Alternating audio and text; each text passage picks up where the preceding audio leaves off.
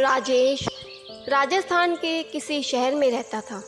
वह ग्रेजुएट था और एक प्राइवेट कंपनी में काम करता था, पर वह अपनी ज़िंदगी से खुश नहीं था।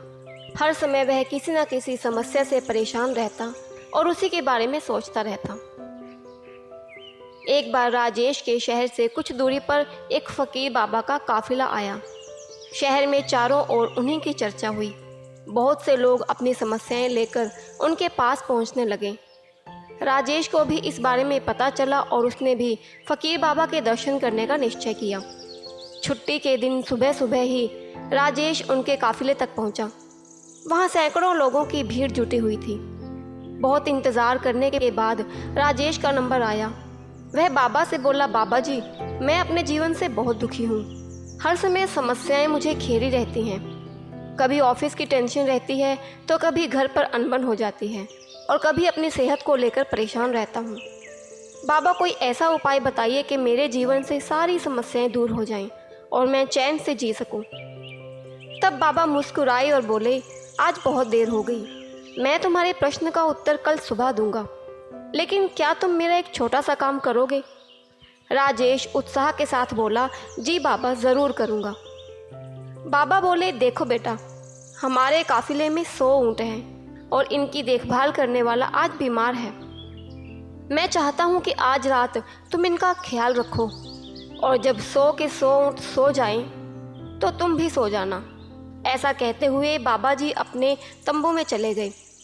अगली सुबह बाबा राजेश से मिले और पूछा कि कहो बेटा, नींद अच्छी आई या नहीं? राजेश दुखी होते हुए बोला, कहाँ बाबा जी, मैं तो एक पल भी नहीं सो पाया।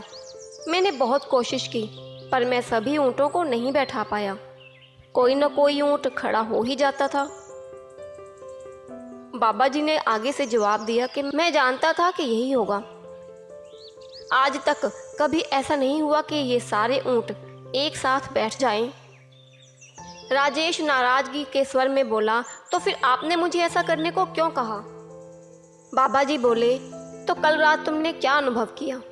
यही ना कि चाहे कितनी भी कोशिश कर लो, सारे ऊँट एक साथ बैठ ही नहीं सकते।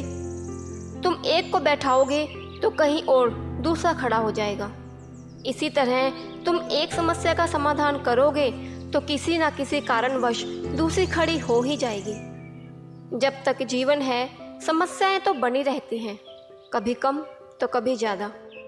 राजेश ने जिज्ञासावश पूछा, तो बाबा जी बताइए कि हमें क्या करना चाहिए? बाबा जी ने जवाब दिया कि इन सब के बावजूद जीवन का आनंद लेना सीखो। कल रात क्या हुआ? कई ऊँट रात होते होते खुद ही बैठ गए।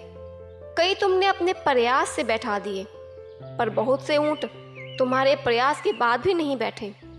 और जब बाद में तुमने देखा तो तुमने पाया कि तुम्हारे जाने के बाद उनमें से कुछ खुद ही बैठ गए। कुछ समझे, समस्याएं भी ऐसी ही होती हैं। कुछ तो अपने आप ही खत्म हो जाती हैं, कुछ को तुम अपने प्रयास से हल कर लेते हो और कुछ तुम्हारे कोशिश करने पर भी हल नहीं होती। ऐसी समस्याओं को समय पर छोड़ दो। उचित समय पर वह खुद ही खत्म हो जाती हैं। और जैसा कि मैंने पहले कहा, जीवन है तो कुछ समस्याएं रहेंगी ही रहेंगी, पर इसका यह मतलब नहीं कि तुम दिन रात उन्हीं के बारे में सोचते रहो। ऐसा होता तो ऊँटों की देखभाल करने वाला कभी सो नहीं पाता। समस्याओं को एक तरफ रखो और जीवन का आनंद लो।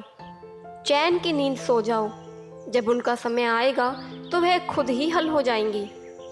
ईश्वर के दिए हुए आशीर्वाद के लिए उसे धन्यवाद करना सीखो।